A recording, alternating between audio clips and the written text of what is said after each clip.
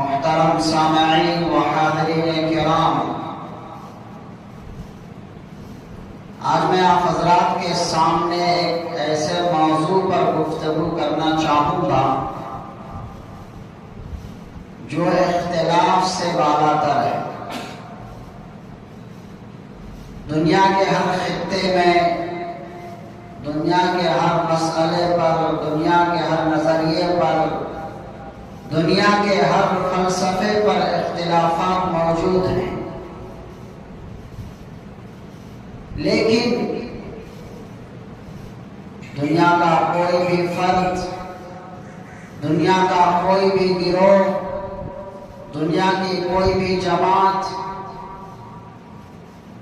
دنیا کی کوئی بھی قوم، دنیا کا کوئی بھی ملک، دنیا کی کوئی بھی حکومت و سلطنت اس بات پر انکار کرنے والی نہیں ہے۔ دنیا میں آپ کو بہت سارے لوگ مل جائیں گے جو خدا واحد کا انکار کرتے ہیں۔ دنیا میں آپ کو بہت سارے لوگ ایسے بھی مل جائیں گے جو جزا اور سزا کا انکار کرتے ہیں، بے شمار لوگ مل جائیں۔ دنیا میں آپ کو ایسے لوگ بھی مل جائیں گے جو جنت اور جہنم کا انکار کرتے ہیں۔ دنیا میں آپ کو ایسے لوگ بھی مل جائیں گے جو قبر اور حشر کا انکار کرتے ہیں۔ دنیا میں آپ کو ایسے لوگ بھی مل جائیں گے جو انبیاء کرام کا انکار کرتے ہیں۔ دنیا میں آپ کو ایسے لوگ بھی بے شمار مل جائیں گے جو آسمانی کتابوں کا انکار کرتے ہیں۔ دنیا میں آپ کو ایسے لوگ بھی مل جائیں گے جو اللہ کی پکڑ، اللہ کی طرف سے جو جزا اور جو سزا ملنے والی ہے اس کا بھی انکار کریں گے۔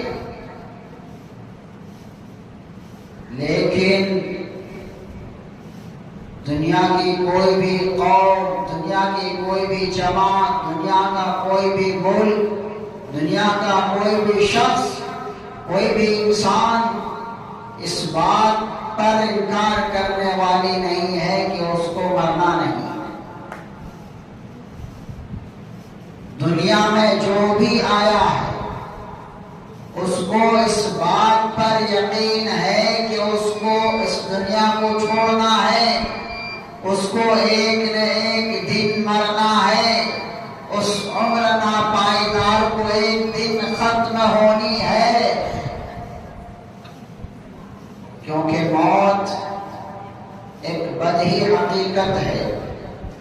موت اللہ کی طرف سے ایک نہ بدلنے والا فیصلہ، موت ایک اٹل حقیقت ہے جس کا مشاہدہ ہر انسان اپنی دونوں آنکھوں سے کبھی کبھار اپنے گھروں میں، اپنے محلوں میں، اپنی بستی میں، اپنے گاؤں اور قریہ میں، جس شہر میں رہتا ہو اپنے شہر میں اکثر و بیشتر کرتا رہتا ہے، جس کا مشاہدہ ہر انسان کرتا ہے۔ ہر شخص کو اس بات پر یقین ہے کہ اسے موت آئے، ہر شخص کو اس بات پر یقین ہے کہ بادشاہ ہے تو بھی موت آئے گی، امیر اور غریب اور فقیر ہے تو بھی موت آئے گی۔ ہر شخص کو اس بات پر یقین ہے کہ وہ محلوں میں زندگی بسر کرنے والا ہو تو بھی موت آئے گی، جھوپڑیوں میں زندگی بسر کرنے والا ہو تو بھی موت آئے گی۔ ہر شخص کو اس بات پر یقین ہے کہ عالم ہے تو بھی موت آئے گی، جاہل اور نادان ہے تو بھی موت آئے گی۔ ہر شخص کو اس بات پر یقین ہے کہ موت سے نہ تو ظالم بادشاہ نمرود بچ سکا اور نہ فرعون بچ سکا.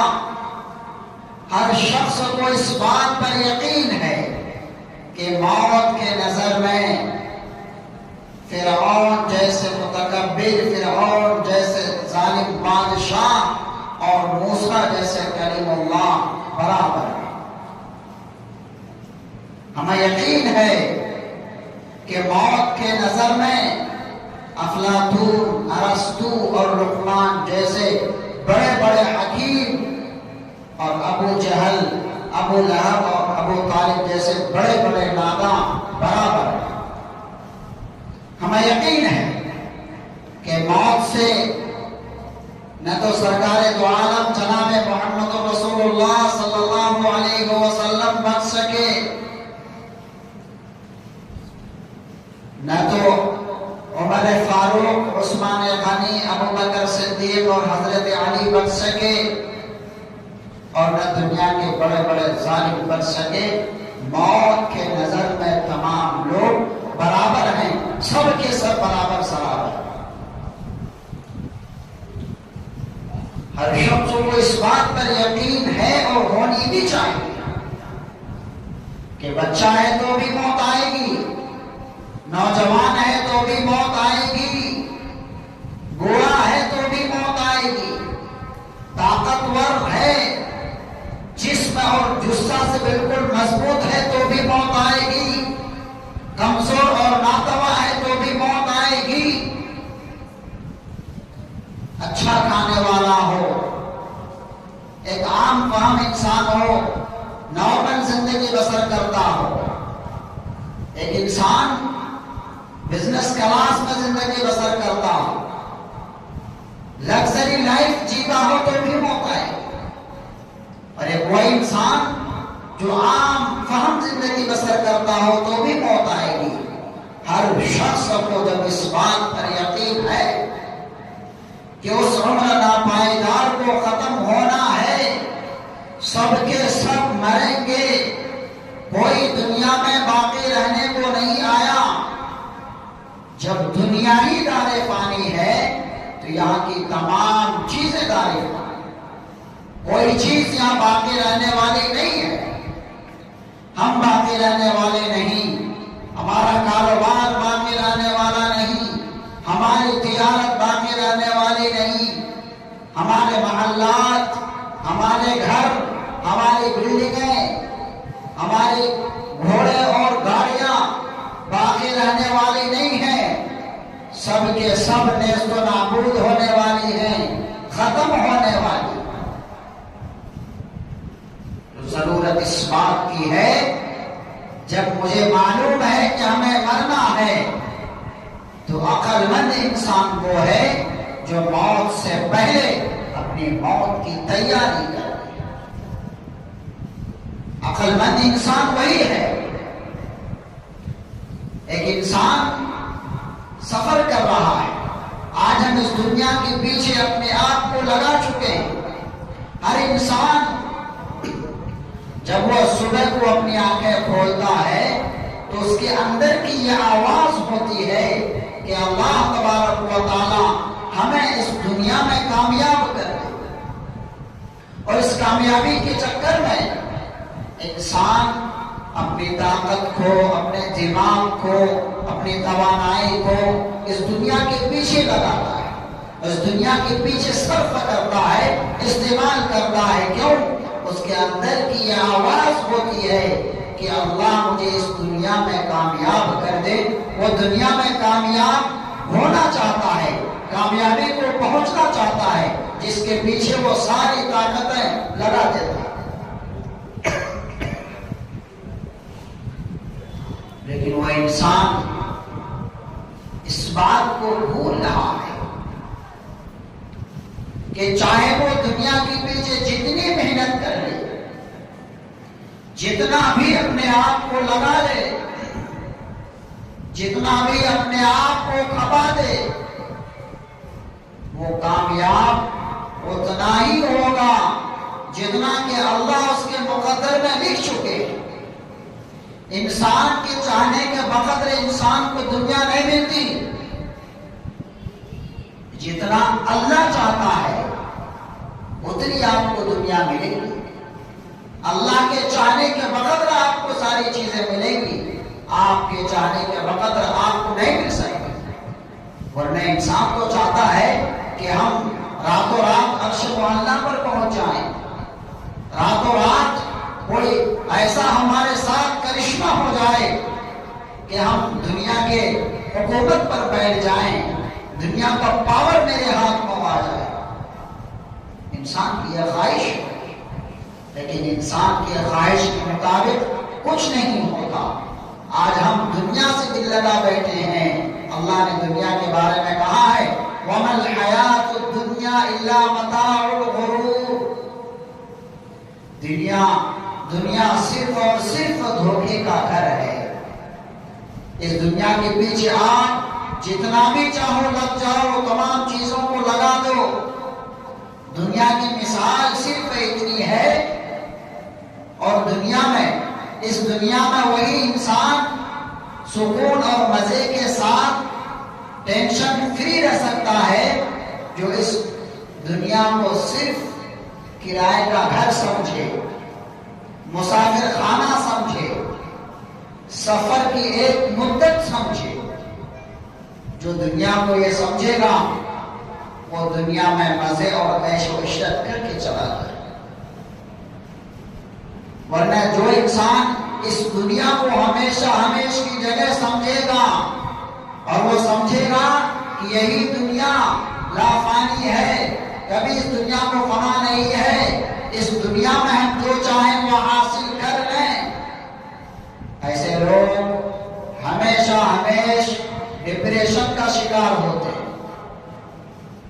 آپ کو دنیا میں مزے کرنا ہے، دنیا کی زندگی اچھے انداز میں گزارنی ہے، تو آپ اس دنیا کو مسافر خانہ سمجھیں. انسان جب مسافر خانے میں جاتا ہے تو 1 دن کے لیے، 2 دن کے لیے، 3 دن کے لیے اس کے دماغ میں یہ بات گھومتی رہتی ہے، چلتی رہتی ہے کہ مجھے یہاں سے جانا ہے. یہ میرا ذاتی گھر نہیں ہے، یہ میرا ذاتی مکان نہیں ہے، یہ بیڈ اور یہ روم میرا ذاتی نہیں ہے، مجھے یہاں سے جانا ہے. پھر وہ مدت، جتنی مدت وہ مسافر خانے کے اندر رہتا ہے وہ سکون سے رہتا ہے، ٹینشن فری رہتا ہے. اس کے دماغ میں کسی طرح کی کوئی کھلبلاہٹ نہیں ہوتی، کوئی گھبراہٹ نہیں ہوتی، سکون سے رہتا ہے. ایک ٹرین میں بیٹھا ہوا شخص، ایک مسافر جب ٹرین کے ڈبے میں سفر کرتا ہے تو اس کو اس بات پر یقین ہوتا ہے کہ یہ ڈبہ میرا نہیں ہے. ہمیں اپنے سفر کو طے کرنے کے بعد اس ٹرین کو چھوڑ دیں گے. اپنے منزل کو پانے کے بعد ہم کو اپنے منزل پر اتر جانا ہے، یہ سیٹ چھوڑنی ہے. ایک بزنس کلاس میں سفر کرنے والا انسان جس کے پاس بٹن دباتے ہی ساری چیزیں آ جاتی ہیں، اس کو یقین ہوتا ہے کہ یہ تھوڑی مدت کے لیے ہے، چند منٹوں کا کھیلا ہے، اس کے بعد یہ ساری چیزیں چھن جائیں گے، ختم ہو جائے. اپنے دماغ کو اسی انداز میں لگاتا ہے. جب انسان اس دنیا کو ان مثالوں سے سمجھے گا تو اس کو بات سمجھ میں آئے گی کہ دنیا دل لگی کا گھر نہیں ہے. دنیا میں دل نہیں لگا سکتے آپ. دنیا ہمیشہ ہمیش کی جگہ نہیں ہے. چند منٹوں کا کھیلا ہے، چند سالوں کا وقت ہے جو اللہ نے ہمیں دیا ہے. یہ تو ایک آزمائش کی جگہ ہے. دنیا ایک امتحان کا ہے، ایک ایگزامینیشن کا حال ہے جہاں انسان آیا ہے اور اپنے ایگزام کا پرچے لکھ رہا ہے. پرچہ ختم، ایگزام کی ٹائمنگ ختم، آپ کو حال خالی کرنا پڑے. ٹھیک ہو بہو بالکل یہ دنیا. آپ آئے ہیں، اللہ نے آپ کو بھیجا ہے، آپ ہمیشہ اللہ کی نگرانی میں ہیں، دو فرشتے آپ کے ہمیشہ 24 گھنٹہ نگرانی کر رہے ہیں۔ انسان جب کہیں ایسی جگہ جاتا ہے جہاں اس کو معلوم چلے کہ ہم کیمرے کی نظر میں ہیں تو انسان ایکٹیو ہوتا ہے۔ میرے بھائیوں، اللہ نے ہمیشہ کی کیمرہ آپ کے اوپر لگا چکا۔ وہ فرشتے جو آپ کے کندھوں پر بیٹھے ہوئے ہیں وہ ہر وقت آپ کی نگرانی کر رہے ہیں، ہر وقت آپ کیمرے کی نظر میں ہیں، لیکن آپ ایکٹیو نہیں۔ آپ کو ایکٹیو کیا جا رہا ہے کہ آپ اپنے اللہ کو راضی کرو۔ دنیا میں کسی چیز کو پاؤ مت پاؤ، لیکن اللہ کو پالو، تمہاری زندگی کامیاب ہو جائے گی۔ ورنہ وہ وقت یاد کرو جب دنیا کی تمام چیزیں ختم ہو جائیں گی، فنا ہو جائیں گی۔ حدیث میں آتا ہے کہ ملک الموت اللہ تبارک و تعالیٰ کی بارگاہ میں حاضر ہو کر عرض کرے گا، اے پروردگار عالم، آپ نے دنیا میں تمام چیزوں کو پیدا کیا تھا، وہ تمام چیزیں مر گئی، ختم ہو گئی، اب چند لوگ بچے ہوئے ہیں، اب آپ بچے ہیں، یقیناً آپ کو کبھی موت نہیں آئے گی۔ یہ جبرائیل اور میکائیل بچے ہوئے ہیں، اسرافیل بچے ہوئے ہیں، آپ کے عرش کو اٹھائے ہوئے فرشتے بچے ہوئے ہیں۔ اللہ تبارک و تعالیٰ کہے گا جبرائیل اور میکائیل بھی مر جائیں، مت اللہ کی طرف سے حکم ہوگا، لہذا جبرائیل اور میکائیل بھی مر جائیں گے، دھڑام کر کے گر جائیں گے۔ اللہ کا عرش بول اٹھے گا، جس نے کبھی نہیں بولا وہ بول اٹھے گا، یا اللہ۔ جبرائیل اور میکائیل بھی مر جائیں گے۔ وہ انسان ذرا غور کرے جس کو موت پر یقین نہیں ہے، جو سوچتا ہے کہ ہم دنیا میں ہمیشہ ہمیشہ۔ غور کرو، اللہ کے فرشتے مر جائیں گے، دوبارہ ملک الموت اللہ تبارک و تعالیٰ کی بارگاہ میں حاضر ہو کر عرض کرے گا، یا اللہ جبرائیل اور میکائیل بھی مر جائیں گے۔ اللہ ان تمام چیزوں کو جاننے کے باوجود بھی ملک الموت سے پوچھے گا، اے ملک الموت بتاؤ اب کتنے لوگ بچے ہیں، اب کون ہیں؟ یا اللہ آپ کے عرش کو اٹھانے والے فرشتے اسرافیل اور میں بچا ہوں۔ اللہ کا حکم ہوگا میرے عرش کو اٹھانے والے فرشتے بھی مر جائیں۔ جیسے ہی اللہ کا حکم ہوگا اللہ کے عرش کو اٹھائے ہوئے فرشتے دھڑام کر کے گر جائیں گے، ختم ہو جائیں گے۔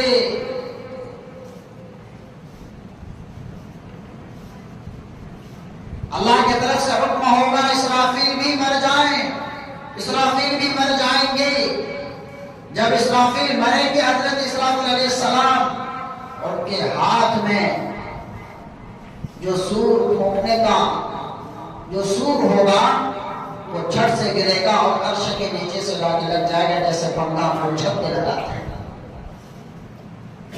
تیسری بار ملک الموت اللہ تبارک و تعالیٰ کے بارگاہ میں حاضر ہو کر عرض کرے گا، یا اللہ جبرائیل اور میکائیل بھی مر گئے، آپ کے عرش کو اٹھائے ہوئے فرشتے بھی مر گئے، حضرت اسرافیل علیہ السلام بھی مر گئے، یا اللہ اب آپ بچے ہوئے ہیں جس کو کبھی فنا نہیں ہونی ہے، جس کو کبھی موت نہیں آنا ہے، اور ایک میں بچا ہوں۔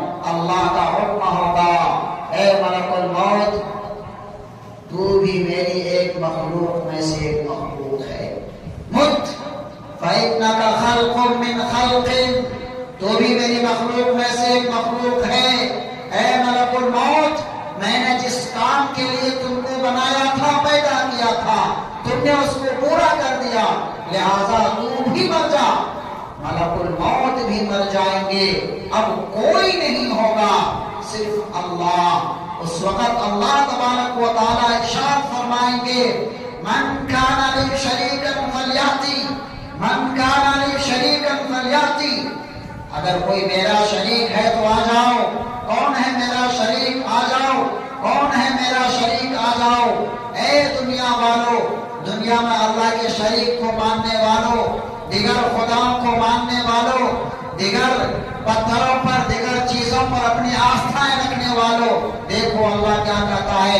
اللہ کہتا ہے من کان لی شریکا فلیأتی، کوئی حاضر نہیں ہوگا، کوئی آنے والا نہیں ہوگا۔ اللہ تبارک و تعالیٰ زمین کو لپیٹے گا، چھوڑے گا اور ارشاد فرمائے گا لمن الملک اليوم، بولو آج کس کی حکومت ہے، آج کس کی حکومت ہے، آج کس کی حکومت ہے۔ او زمین پر خدا بن کے بیٹھنے والوں، آج بولتے کیوں نہیں، خاموش کیوں ہو، چپ کیوں ہو؟ او زمین پر غریبوں کے مال ہڑپ کر کھانے والوں، یتیموں اور بیواؤں کے مال کو کھانے والوں، آج بولتے کیوں نہیں ہو، خاموش کیوں ہو؟ وہ انسان کہاں ہے جس کو دنیا میں اپنی طاقت پر بڑا غرور تھا؟ آج وہ انسان کہاں ہے جس کو اپنے محلات پر بڑا ناز تھا؟ آج وہ انسان کہاں ہے جس کو اپنی تجارت پر بڑا ناز تھا؟ آج وہ انسان کہاں ہے، وہ شخص کہاں کھو گیا جس کو اپنے کاروبار پر، اپنی طاقت پر بڑا غرور تھا؟ وہ انسان کہاں ہے جس کو اپنی گاڑیوں پر، اپنے گھوڑوں پر، اپنی کوٹھریوں پر، اپنی مال و دولت پر بڑا ناز تھا؟ کہاں ہے وہ انسان؟ جواب کیوں نہیں دیتا؟ جب چاروں طرف سکوت ہی سکوت ہوگا، خاموشی ہی خاموشی ہوگی، کہیں سے کوئی آواز نہیں آئے گی، اس کا جواب اللہ ہی دے گا۔ للہ الواحد القہار، ایک اللہ اکیلا ہے، اسی کی حکومت ہے، اسی کی ملکیت ہے، وہی زبردست غالب ہے۔ میرے بھائیوں غور کر لو، آج غور کر لو گے فائدہ پہنچ جائے گا۔ آج اللہ کے سامنے رو لو، گڑ گڑا لو، توبہ کر لو، لیکن کل مرنے کے بعد رو گے تو صحیح، گڑ گڑاؤ گے تو صحیح، افسوس کرو گے تو صحیح، لیکن وہ رونا، وہ گڑ گڑانا، وہ افسوس کرنا کام نہیں آئے گا۔ آج میری بات سن کر عمل کر لو، کل سنو گے تو صحیح لیکن عمل نہیں کر سکتے ہو۔ اللہ تبارک و تعالیٰ